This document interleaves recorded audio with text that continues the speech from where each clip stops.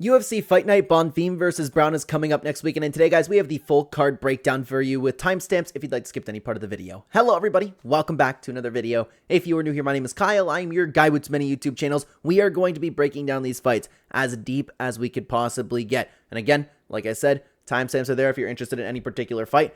The name value on this card is not so great, but man, do we have quite a few bangers. I cannot wait to talk about this. Thank you so much for being here. Let's get started with the early prelim opener. And kicking things off, guys, we have a very fun fight between Miles Johns and Daniel Marcos. As we do with these types of videos, guys, we are going to be breaking down both the fighters. I'm going to be giving my prediction throughout this entire thing. Let's get started with Miles Johns over here, okay? Miles Johns. Miles Johns is a strong wrestler with crazy power and crazy speed for the division.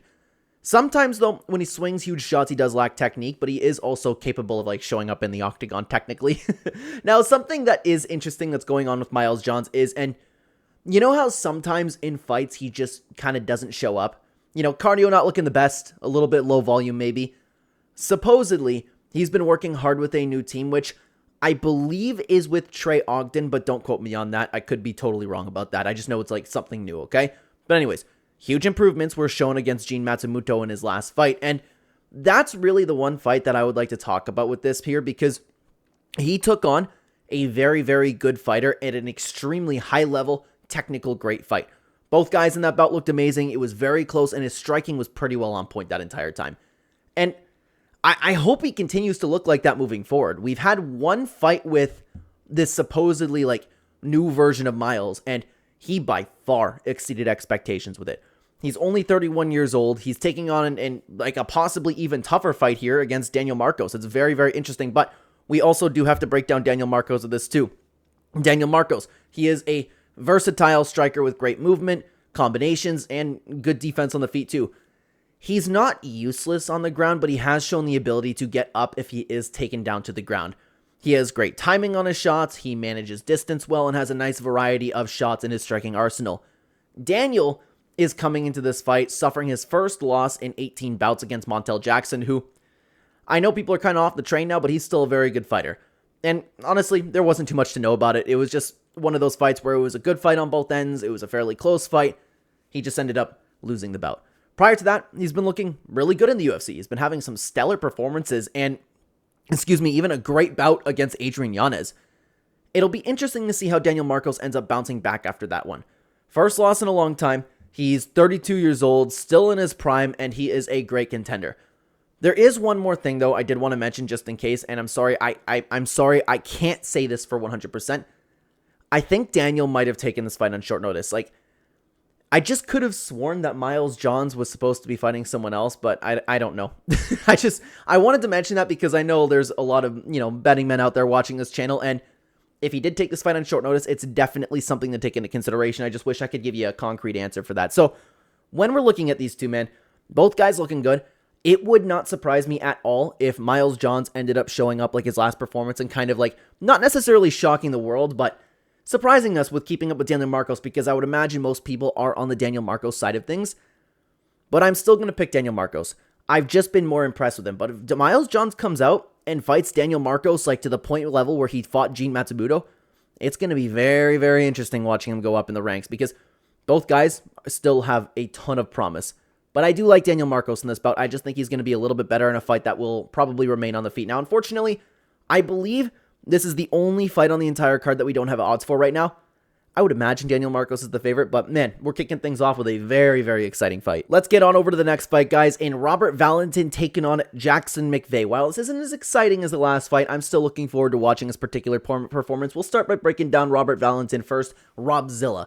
Robert Valentin, he is a creative striker with good hands and takedowns in his back pocket if he needs to use it into his game.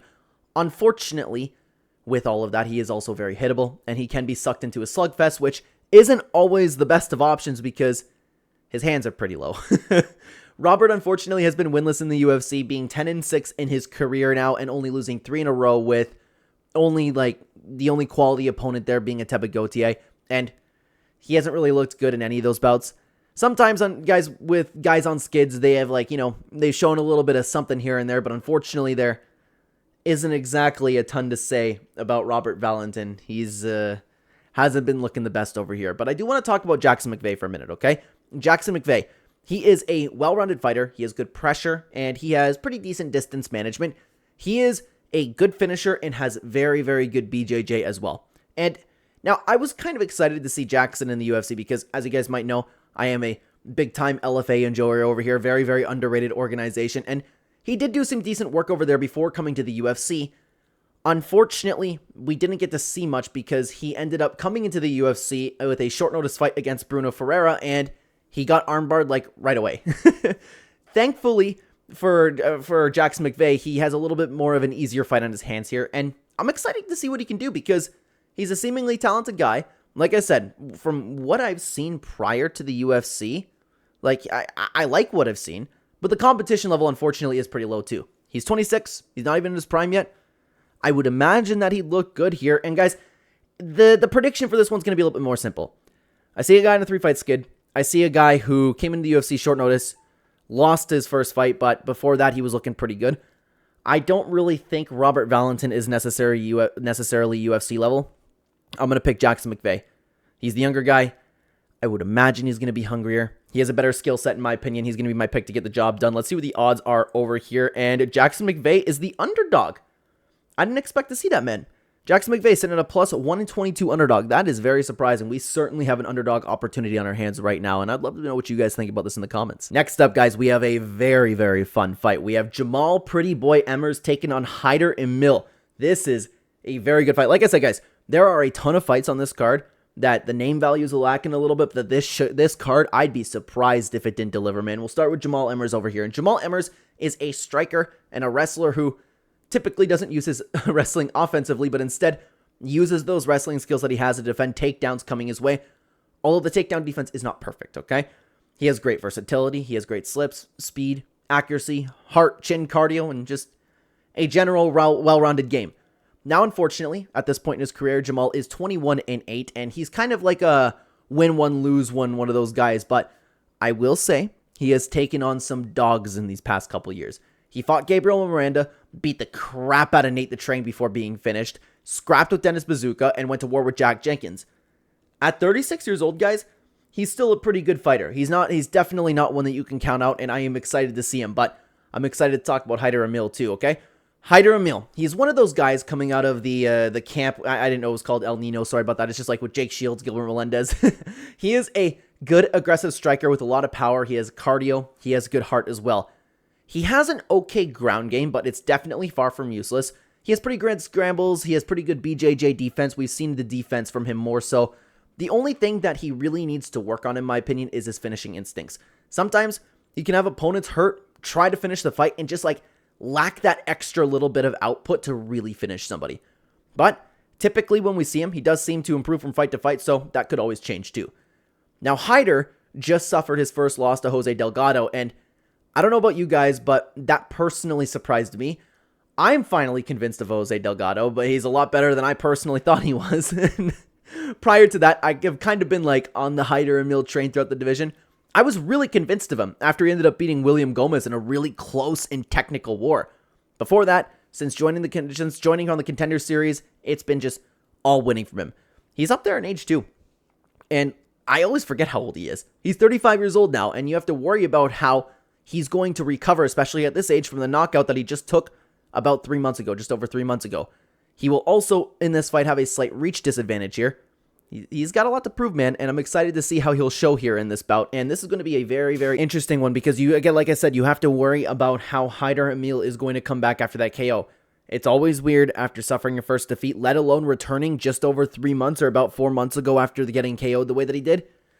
Sometimes the confidence level takes a hit, things like that. This is a toughie. This is one of those fights that I can see going either way, but I'm going to have a very, very slight lean towards Hyder Amil. Prior to that loss that he just took, he was looking very good. And Jamall Emmers, like I said, he's been a win one, lose one, plus the day's going to come where he's going to show up not looking so good. I'm going to go with Hyder Amil in this matchup. Let's take a look what the odds are over here, and it basically had to pick him. I kind of agree with that. Like I said, I can see this fight going either way, but I'm going to pick Hyder Amil to get the job done here. Let's continue on up the card over here, guys. We have UFC debuts. Josh, the Incredible Hawk Hotkit, making his UFC debut after storming on the Contender Series, and he's taking on Max Gimenis, another fighter coming to the UFC. These are two very, very interesting heavyweight prospects, I guess yeah, 32 years old still, he could be a prospect, you know what I mean? Coming into the UFC. But anyways, let's break down Josh Hotkit first. And Josh Hotkit is a former professional football player turned MMA pro. He is a high-level wrestler with good ground and pound, good movement, and on top of that, he can scrap on the feet decently well. He's young for the division at 27 years old, 6-0 in MMA, and is coming to the UFC with a lot of attention, like I said, after his Contender Series win where he really took advantage of his mic time, got the whole internet talking. Unfortunately, though, there isn't much else to mention with Josh. He hasn't fought anybody of significance, and we'll have to see how he puts his skills to the test in the UFC over here, because he certainly is doing things right so far with marketing himself. But let's also talk about Max Gimenis. And Max Gimenis is a heavy-handed grappler who is apparently well-respected in the grappling game, but I'm not honestly familiar with his work in BJJ. I'm primarily an MMA viewer over here, but he does have a black belt. He has taken on high levels of competition in BJJ, and he has made his transition over to MMA, kind of like Josh did with football. He's 6-1 MMA, but unfortunately, he hasn't proved really a single thing because his competition level has been abysmal. It's even worse than Josh's, to be honest. So we'll have to see how, like Josh, he also performs, and even if he's at the UFC level. And that's kind of the story with this entire thing, guys. We don't know at what point these fighters are, gonna make their way into the UFC. Neither of them have taken on anybody of significance. Both of them have had good recent wins. Excuse me, my puppy just came over here. Hi, Sunny baby. Hi. Who's a good girl? We have I don't know if you guys have noticed, we have the playpen over here down here. My child is going to spend some time down here while I'm doing some editing, and she is having some fun. There's no room, so the dog hopped over the couch because we haven't gotten a step stool yet. But that's besides the point. My apologies. I don't know who's going to win this one. Both of them are too green in their careers, man. I'm going to go with Josh Hotkit. I would imagine the UFC would lean towards him winning. He's doing everything right so far. You know what I mentioned, like taking advantage of his mic time? He's got a lot to prove, and he seems motivated. He seems like he wants to be a star. I would imagine there's more motivation beyond that. But we have a good jiu-jitsu guy over here, and that's very dangerous for heavyweight, like we took a look at with Walter Walker recently. Nobody offers that kind of, grappling game. Hopefully he can implement it in the UFC. I think this one can go either way. I think both guys are too green in their career to really tell how this is going to go. I'm going to pick Josh Hotkit to get the job done. Let's see what Odds Jim has to say. And Josh Hotkit is a significant favorite over here. I don't like that at all. It's too difficult to call both of these guys. Too difficult. Excuse me if you hear my notification about there, but I'm going to pick Josh Hotkit to get the job done. Let's keep going up the card over here, guys, to a very fun fight. Adrian Yanez versus Christian Quinonez back into the UFC. This one should be a banger for as long as it lasts, guys. Let's start with breaking down Adrian Yanez over here. And Adrian Yanez, he is a technical striker with really fast hands and power to back up those hands that he has. He has good counters as well, and recently, he's been adding a very, very nice sneaky calf kick to his game. He's 17-6 in MMA right now, and he is better than his record shows. Not that, he has a horrible record or anything, but you would think a guy like his level, in my opinion, would have his record a bit better. He's been an interesting case in general, man, because he has had all of the hype in the world around him. Then, off of him again quickly after losing pretty bad to both Rob Font and Jonathan Martinez. There's absolutely no shame in losing to those two. One is a veteran of the game and an amazing fighter, and the other is a very, very underrated talent. He then bounced back with a very nice win against Vinicius Salvador, then lost the fight to Daniel Marcos, unfortunately, in a fight where a lot of people thought he won, myself included. I believe that against Daniel Marcos, he did win rounds 2 and 3 in that fight, but either way, it was an amazing, phenomenal technical scrap where he was able to show a bit of everything in MMA. I was kind of left feeling pretty high on him again as a contender. Hopefully, he's getting better. He's in his prime, and thankfully for him, I believe that he's taken a little bit of a step down in competition over here in Christian Quinonez. And I'm excited to talk about Christian Quinonez, too, because he's a fun guy to watch, man. He is a brawler with good pressure and decent decision-making for somebody who kind of comes in and lacks technique, He comes into the octagon, he puts on the gas, and he makes you fight him, whether that's on the feet or on the ground, man. He's fun. He has a really good chin, he has good heart, and he's one of those guys that kind of does a good job not necessarily accepting any bad positions inside a fight. He's just a fighter in there. And after winning his UFC debut 3 years ago, Christian has been unfortunately very inactive. Since losing to Kyung-Ho Kang, where he almost ended up got a knockout in that fight, then he actually ended up getting a back-and-forth fight against Raoni Barcelos, but the issue is we haven't seen him in action for over a year and a half now, and I don't know why the guy's been off. But he's taking on a very, very dangerous fight in his UFC return here. He's also in his prime. These two are sized up well, and this fight should be a very, very, very fun one. Now, guys, I actually am very confident that Adrian Yanez gets the job done against Christian Quinonez. I think that he'll be able to keep things more technical in the scrap that Christian will bring. I think that Adrian Yanez will be able, if he keeps up with that calf kick, he'll use the calf kick to chop him down, bring down that pressure a little bit. I think he's going to be able to find his shots. I think his hands are crisper. And like I said, the chaos that Christian Quinonez is going to try to bring to the game over here. I like Adrian Yanez a lot in this matchup. That's actually something that I would consider betting on, but I don't know what the odds are going to be over here. So like I said, Adrian Yanez is going to be my pick. Really? I thought he would be a little bit bigger than a minus 215. I thought I wasn't like breaking down anything crazy over here. I think he's a very good fighter, and I think this is a good matchup for him specifically. So yeah, I do like Adrian Yanez a lot in this matchup. All right, guys, let's talk about the next banger over here. We got Tecia, the tiny tornado Pennington, taking on Denise D. Gomes. This is a banger of a fight, and I am excited to talk about this one. Okay, we'll start with Tecia Pennington on the left. Tecia Pennington is always pretty simple to break down. She is your typical old school WMMA fighter who puts her head down and just swings with a lot of missing. She often gets by on her PEDs and physicality, putting pressure on opponents and just letting the hands loose at 36 years old too, but there's really no point in breaking down those recent fights because she kind of always does the same thing. Sometimes it works, sometimes it doesn't. Go in, start swinging, miss a bunch of shots Mackenzie Dern style, although Mackenzie Dern did look improved in her last fight. You get my point. Let's talk about Denise Gomes, though. Denise Gomes is a well-rounded fighter with an aggressive striking base. She has good grappling and conditioning behind that, but the only issue with her is that she doesn't always have good finishing instincts, but sometimes she comes out and she does, and she also tries too hard to be cool in the octagon. Things like making faces while slipping, spinning when it's unnecessary, kind of things like that she does in the octagon. She's only 25 years old, going on 26, and she has been improving in a lot of bouts that she's been fighting, and she's coming off of a great performance against Elise Reed. Well, I mean, honestly, you could say perfect performance against her, but, not necessarily great. She dominated the first round in the 10-8 round, and got a clean TKO in the second. I wish I could say that beating Elise Reed meant something, but here we are. It looked good for WMMA, man. Other than that, she has been active. She's been winning for the most part, and she's been looking good in the octagon, dude. And, man, here's the thing. She's such a better fighter than Tecia Pennington. She is a way better fighter than Tecia Pennington. I almost just want to pick her because, look at Tecia Pennington, guys. She's roided up. She comes down. She's more physical than these girls. I almost want to pick her to win. My gut's telling me to pick Tecia Pennington in this bout.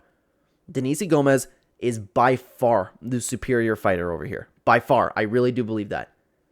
But I'm going to go with Tecia Pennington. I could see it being one of those performances where she comes forward as she does. Swing, swing, swing, swing, swing. Miss 10 of them. Land one of them, but that one of them is going to be enough, and Denise Gomes isn't really going to implement anything that she wants to do in the octagon.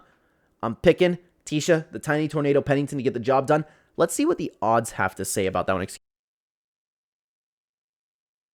Gomes sitting at the minus 210 average odds favorite. Guys, it makes sense. She is the better fighter over here. Maybe I'm just calling it wrong, but I think I can see that one coming. I can just see Tecia Pennington. Pressure, pressure, pressure, pressure. Swing, swing, swing, swing. She's going to be my pick. Woo! All right, guys. Banger fight incoming over here. Banger. Get ready for this one. Mayra Bueno Silva taking on Jacqueline Cavalcanti. Amazing. Amazing fight. Amazing division. We always want to watch this one. Let's break down Mayra Bueno Silva for this matchup. Mayra Bueno Silva is a decent BJJ fighter with good power for the division. Sometimes. She's strong in the clinch. She can be very explosive in the first round. She also now has lackluster cardio in bouts, and it's probably because she's off the PEDs in the octagon. And Mayra, she is on a tough skid right here. She has never looked worse into the octagon. She's 10-5 in MMA now, and on a 3-fight skid against Raquel Pennington, Macy Chiasson, and Jasmine Jastavicius. Stellar opponents. I know, okay? Well, I mean, honestly, Jasmine's good, honestly, but, when she took her on, she looked even worse in that bout. I should also mention that was her first fight because, that reminded me against Jasmine Jastavicius. She's coming back up to 135 now after looking awful with her first test at 125. Performed horribly, looked drained.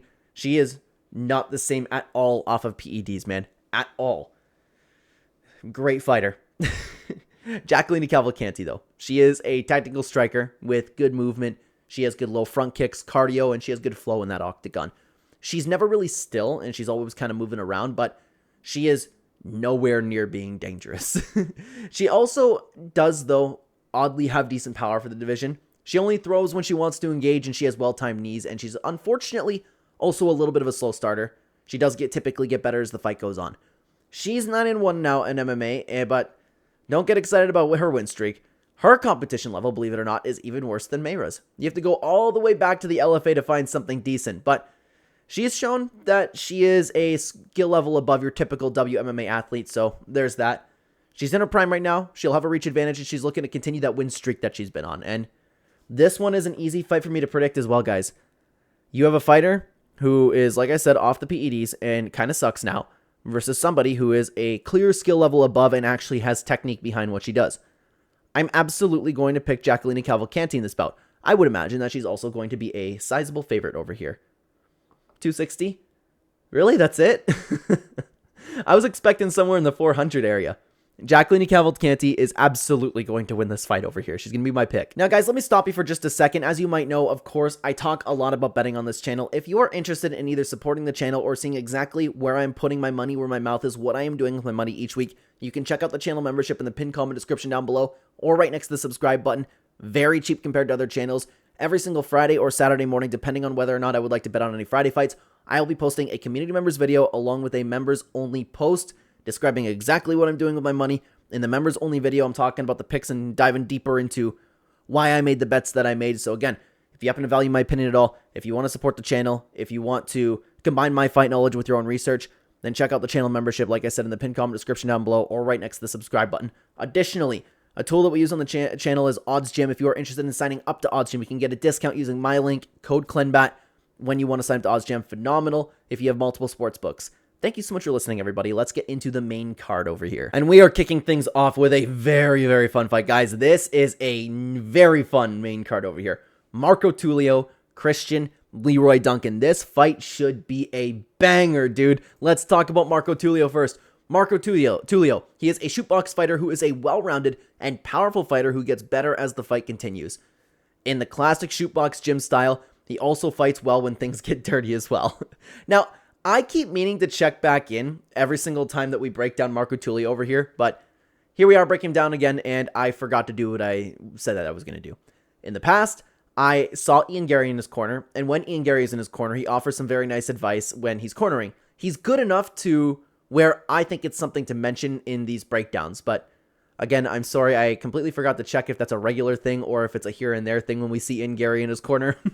But anyways, Marco Tulio, he's coming off of a great performance against Tresean Gore where he got the better of a war in there. He overcame some adversity and he showed great stand-up and great heart in that bout, eventually finding a clean finish for himself.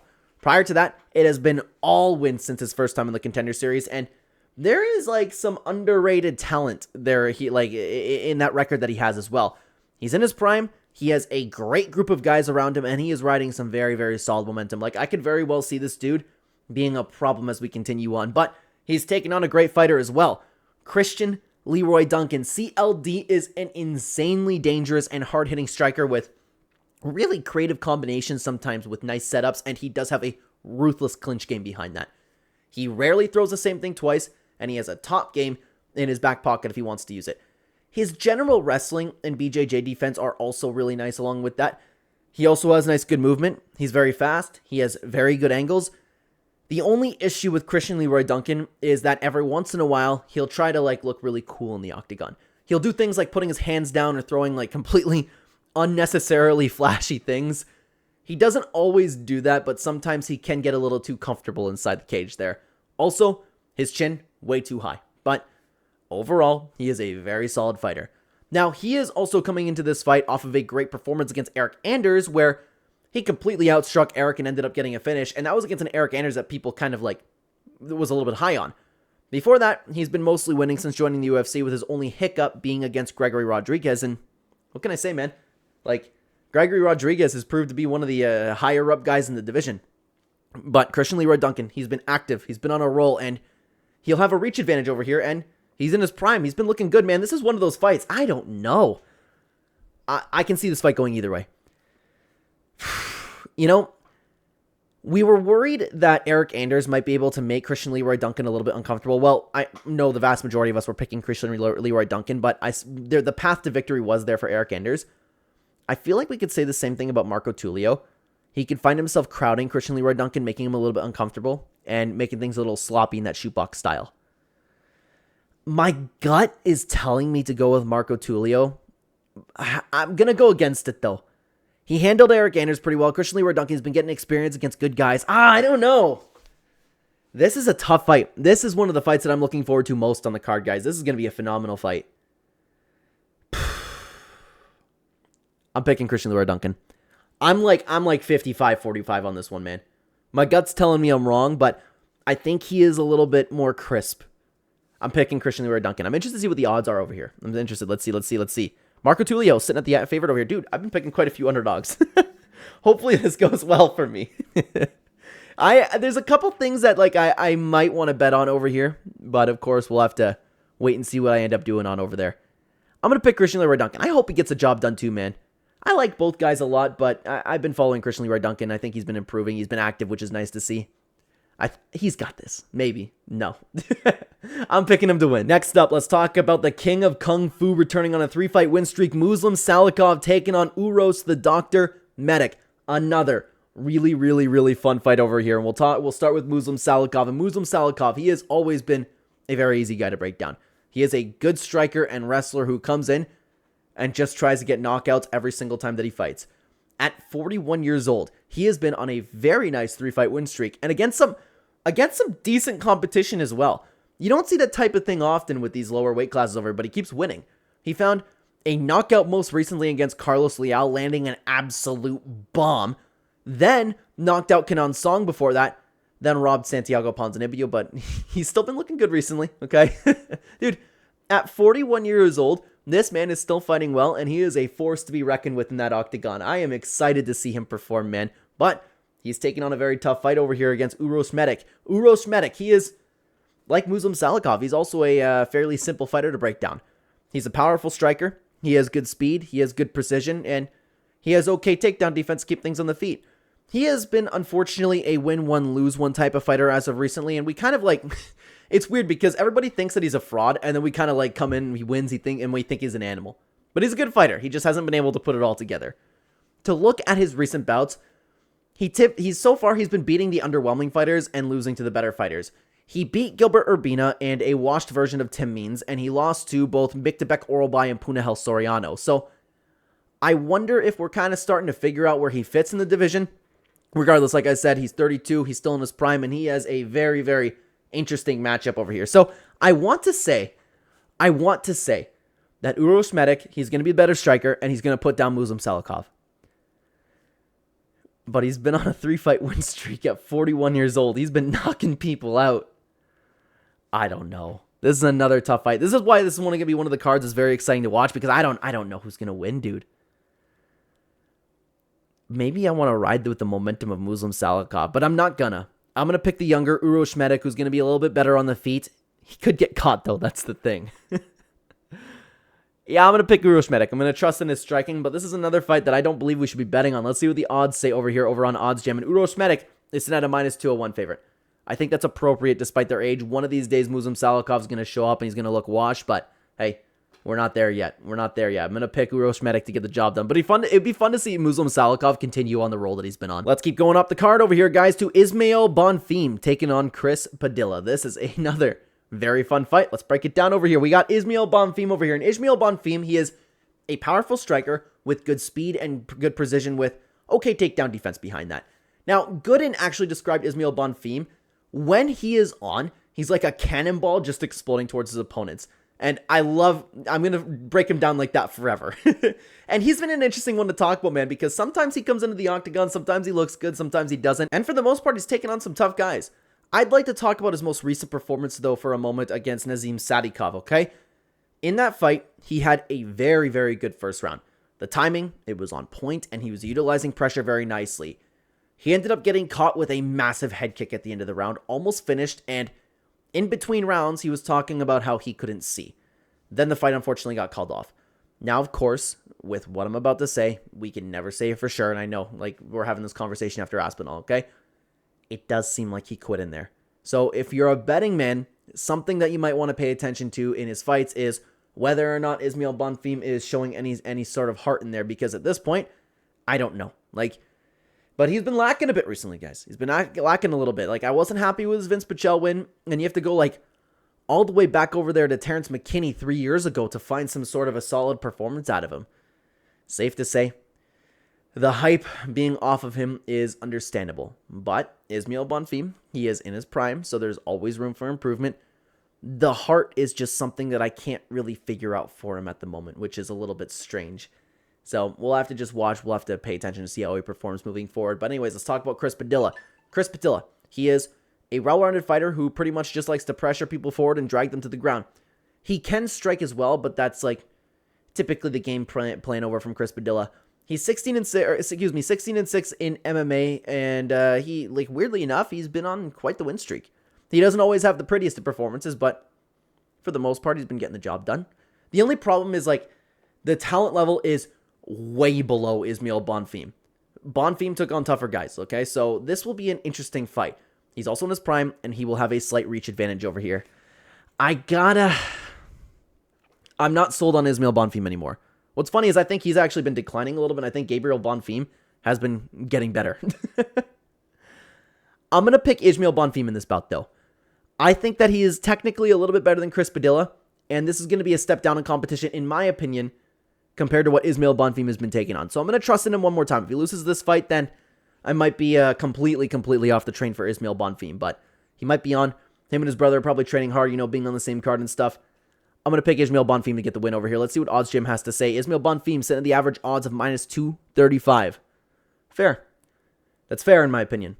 It's going to be an interesting card because that's another really good fight. Guys, let me stop you one more time over here. As you might know, I am your guy with too many YouTube channels. We upload daily commentaries on multiple channels, and it's been nice because we've been seeing some MMA fans go over on the other channels. Thank you so much for checking out it, guys. But if you're interested, if you happen to like my commentary, want to hear me yap, want to hear me talk about something other than just MMA, check out the link tree at the top of the description or the direct link in your YouTube description. You can find the direct links to my other channels over there. Like I said, I'm your guy with too many YouTube channels. And by the way, hit like button, hit subscribe, comment down below, help the algorithm.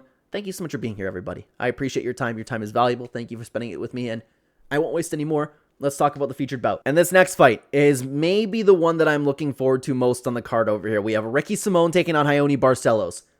I am a Ricky Simón enjoyer. I am a Raoni Barcelos enjoyer, but more so a Ricky Simón guy. Let's talk about these two, okay? We'll start by talking about Ricky Simón. And Ricky Simón is a high-pressure wrestler with great movement who weaponizes cardio and will, you know, historically do anything to get you to the ground. He does have solid technique wherever the fight goes, and his striking has been looking better and better in most fights that we see him now. Now, I've been personally really happy with Ricky lately, okay? Because I have oftentimes, if you've been following the channel, you might know this, I have talked about him as one of the most underappreciated fighters in the game. People were counting him out completely on that little 3-fight skid that he went on over there, but I was always sitting down and I was always saying it was against phenomenal guys. I don't want to break every single one down for you, but he lost to Mario Batista and Song Yadong in great fights, and the only solid loss on that skid that he really lost the fight was against Vinicius Oliveira. Those are all great fighters. So it was nice to see him bounce back, showing Javid Basharat that there are levels to this game, and clearly beat Cameron Smotherman in his most recent outing. And we have something important that I want to talk about, because I want to touch on that performance for a moment, because of course that is his most recent win, and there might be a little bit of a problem over here. And when I was watching it, actually, Dominic Cruz mentioned something where I found myself thinking the same thing at the time. So he, of course, used his wrestling and clearly won the first 2 rounds in that fight.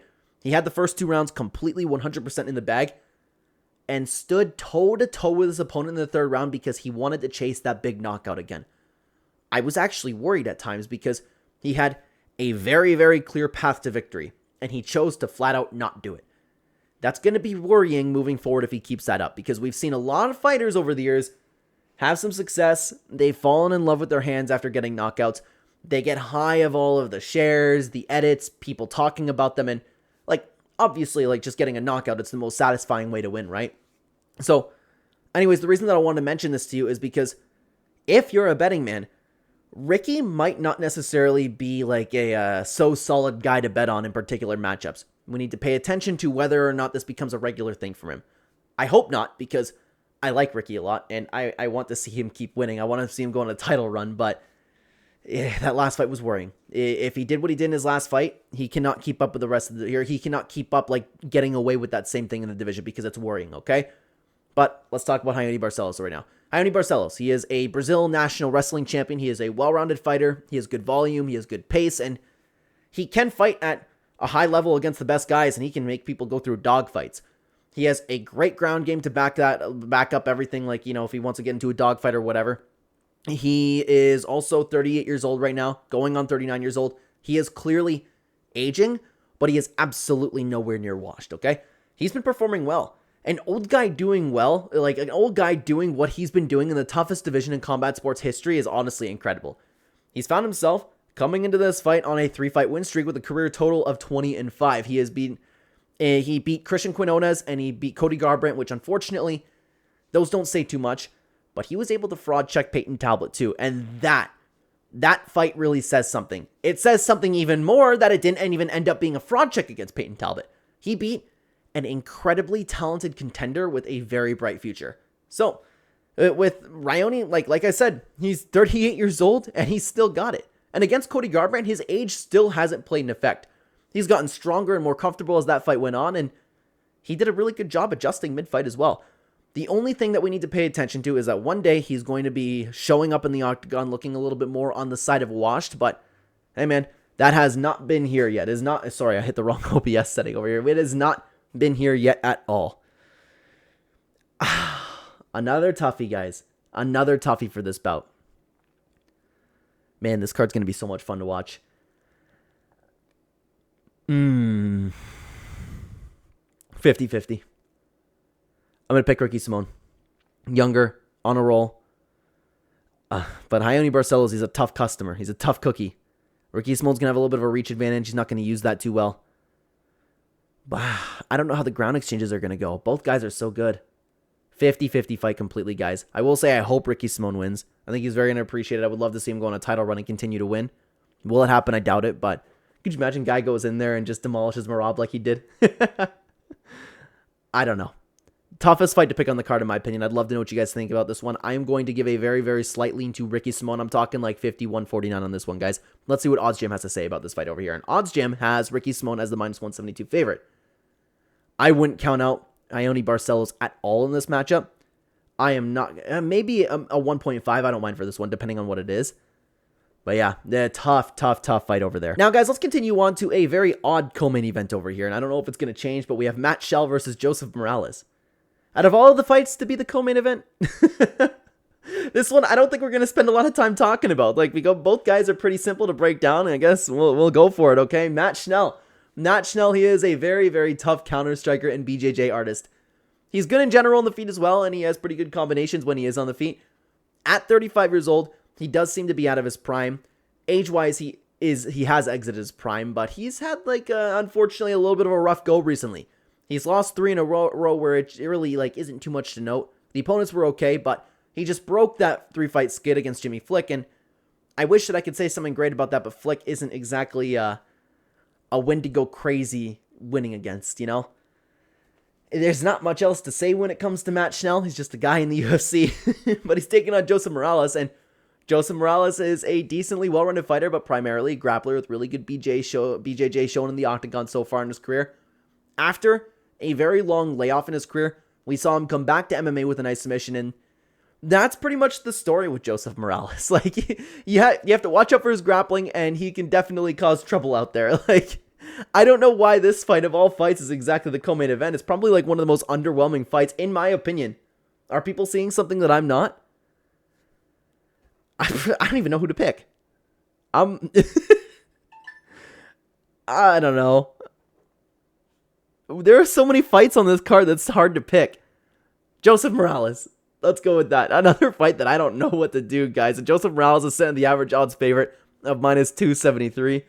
Let's get into the main event, man. I'm more excited to talk about that. Let's continue, guys, up the main card over to the main event over here. And Gabriel Bonfim versus Randy Brown, the two fighters on the card that have been, you know, this card's been built around. I am excited for this fight. Two very, very good contenders. This is going to be a banger to watch, guys. Banger, okay? Let's start with Gabriel Bonfim on the left over here. And Gabriel Bonfim, he is a well-rounded fighter who excels in boxing and Brazilian Jiu-Jitsu. He has great clinch work as well. His all-round striking and MMA game is quickly evolving pretty well in most fights that we see him. The only thing that I don't like about Gabriel is that he can be too hungry, and he can jump guillotines. So, if you've been involved with the sport at all in recent years, you would know that typically jumping guillotine doesn't work. It's kind of like a Hail Mary the vast majority of the time, unless it's at the very beginning of the fight. Fighters typically just end up on their backs. But anyways, guys, he's been on a little bit of a roll with small controversy. After losing to Nicholas Dalby, which no shame in there at all, he's been beating all of the fraud allegations, beating Ange Lusa and Chaos Williams. Okay wins. In both bouts, he seemed to improve vastly after his first defeat. The cardio was like the main thing that everybody's been talking about being the issue with Gabriel Bonfim, but he's been coming in, he's been doing well inside the octagon. But then he took on Stephen Thompson, where the entire world thinks that that was a robbery decision. It was close, and it was a split decision, but I personally had it 2-1 for Bonfim, okay? I have not rewatched their fight, but at the time, I remember clearly thinking 2-1 Bonfim, okay? But hey, I know, okay? I could be wrong. I'm obviously in the minority over here. But on that fight, I still do think that he improved a little bit. He took arguably a step up in competition. He did a good job with the game plan, and he tried to just wrestle and land shots in the clinch. He's been doing pretty well. Is this the guy that everybody was talking about on the come-up? No, he's not, but I think that he has some serious potential. Like, he's only 28 years old. He's been getting some good experience against good guys, and like I said, at 28, he's just entering his prime, man. It's going to be a very, very interesting bout over here. He is taking on a major step up in competition, in my opinion, Randy Brown. And Randy Brown, I'm excited to talk about him, okay? Rude boy Randy Brown is a tall and long striker who uses his range and speed very well. Sometimes, he can also surprise opponents with takedowns and sneaky good BJJ. He also has great feints, good movement. He's athletic in there. And even if he does end up finding himself on like the bottom end of the ground, he, like being primarily a striker, he has really good instincts. He's also not afraid to cheat with things like sticking his fingers out there. But anyways, after losing a very close fight with Brian Battle, which is a fight that I will say it could have gone either way, he recently bounced back with a win over Nicholas Dalby, who is, interestingly enough, Gabriel's only loss. I know MMA math rarely works, but it is interesting to note nonetheless. But man, like, he looked really good, man. It was an insanely tough, it was an insanely good fight on both ends. He was dragged through a dogfight with Nicholas, and he got the better of it. Eventually, he ended up finding a finish there, too. Prior to that, like I said, he had that one Brian Battle loss, but he has been on a sneaky roll in the division. He's been beating some very underrated guys. He's been gaining a lot of experience with, like, some real dogs in the cage, man. I've been high on Randy Brown for a long time, and I actually do believe Randy Brown to be a ranked level fighter. He's 35 years old. He is out of his prime age-wise, but he hasn't shown to be out of his prime inside the octagon, so I don't imagine that he's going to show up, like, you know, slowing down at all. And in this fight, he's going to have a significant reach advantage over here, and that's something important to note because Randy's one of those guys who can really take advantage of a reach advantage that he has. He's a great fighter. I hope he gets the job done because I always thought that the guy was underappreciated, man, and this is a good fight. I'm actually very confident, guys, that Randy Brown gets the job done. I think this is a great matchup for him. I think he's going to have a great reach advantage. I don't think that Gabriel Bonfim is going to be able to hold him in the clinch.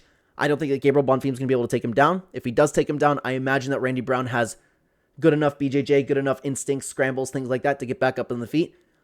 I could see him sparking Gabriel Bonfim, especially over the course of 5 rounds. Does Gabriel Bonfim have 5-round cardio against Randy Brown? I'm feeling very good about Randy in this matchup. A fight that I'm considering betting on, okay? So let me know what you guys think. Randy Brown, I believe, is going to get the job done, and I want him to get the job done too. Randy Brown is sent at the underdog. Crazy. That's nuts. He should be the favorite. I think those are actually incorrect odds. I know I picked some underdogs here, and I'm like, okay, you know what? Maybe people are disagreeing. I think they're incorrect odds. Absolutely 100% underdog opportunity. I believe Randy Brown is going to win this fight. But guys, if you want to keep watching some MMA content, why don't you check out this MMA TikTok reaction video that we did? I would love to have you over there. Thank you so much for watching the video, guys. Take care, everybody.